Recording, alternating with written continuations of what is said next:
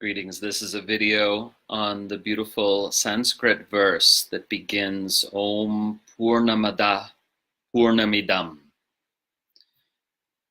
Now this verse is quite ancient. It occurs in the Brihadaranyaka Upanishad, which is probably 800 BC, 700 BC, something like that. And it might be even older than that. So I'll start off by singing it and then break it down word by word.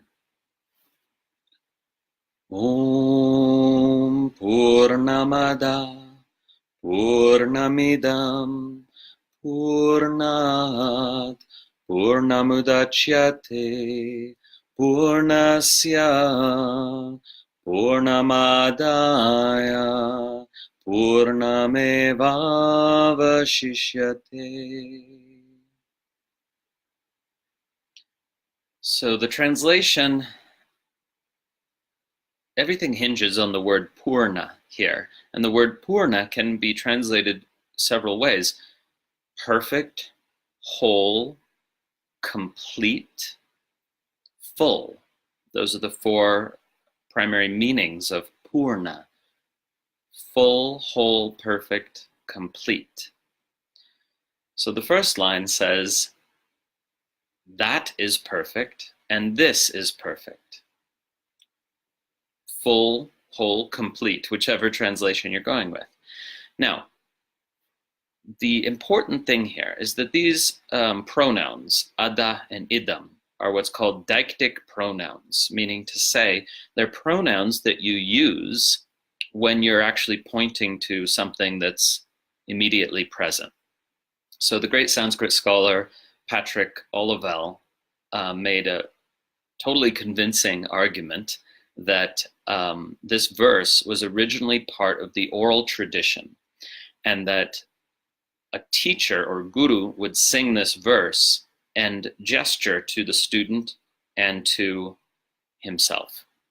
Not to say that that's the only way the verse can be interpreted, but again, Patrick Olivelle makes this convincing argument that since these are deictic pronouns that you only use when you're pointing to something immediately present, that and other factors led him to this conclusion that really this verse, being originally part of oral tradition, should be sung in a context in which you're in relation with another person, and you actually gesture with the first line, you gesture to that person that what's inside you is perfect, whole, full, and complete. And this is perfect, whole, full, and complete. That is pūrna. This is pūrna. Okay? So, pūrnam adah, gesturing. That is perfect, whole, full, and complete. This, pūrnam idaṁ, this is perfect, whole, full, and complete. That's the first line of the verse. Okay? And then we get pūrṇāt, pūrṇam udacyate, which means from the perfect springs the perfect. From what is full, whole, and complete springs forth what is full, whole, and complete.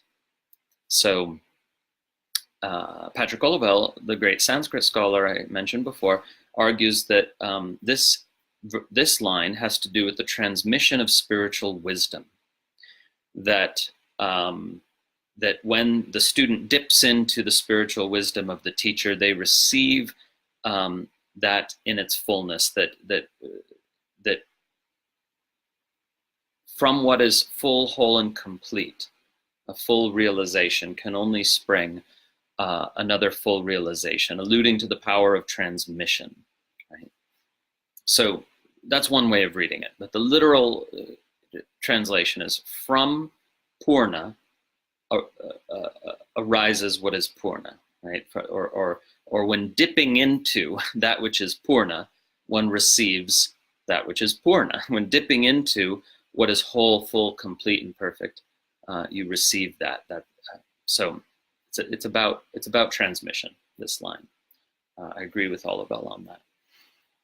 And then we get pūrṇasya, pūrṇam ādāya, pūrnam evāvaśiṣyate, which means if you take what is full, whole, complete, and perfect away from what is full, whole, and complete, and perfect, still what remains is full, whole, complete, and perfect. So again, this is about, well, this is one way to read it. This is about the transmission of spiritual wisdom or insight, that it's something that can be given away and yet is not depleted in the giving. That's different from other kinds of things. If I have, you know, whatever, if I have 10 cookies and I give you 5, then I only have 5 left, right? But spiritual wisdom is not like that. I can give you 10 cookies of spiritual wisdom and I still have all 10. That's actually exactly what this line is saying. If you take that fullness away, what's left is still completely full. And that is amazing, right? And the same, of course, applies to love. If you give love, you're not depleted in the giving, right? You might be depleted if you're giving too much of your energy or resources, but love itself is never depleted in the giving. Right? If you give what is full and whole and complete and perfect in itself away, it remains full, whole, complete, and perfect in you. Isn't that a miracle? It might even be amplified in the act of giving. Right?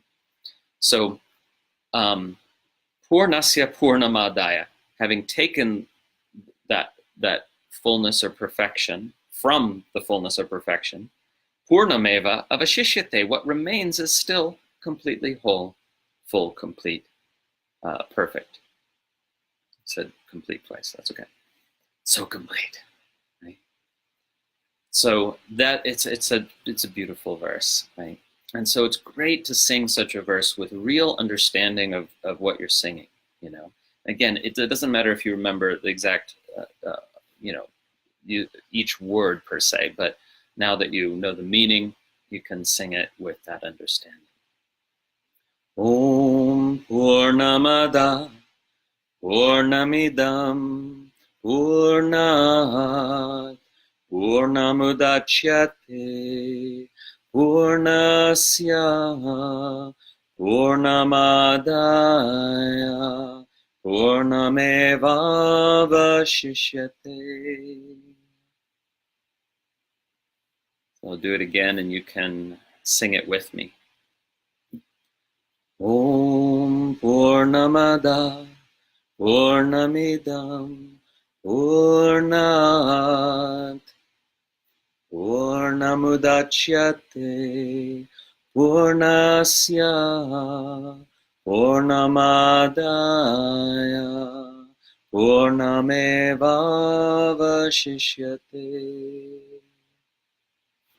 Om Shanti, Shanti, Shanti.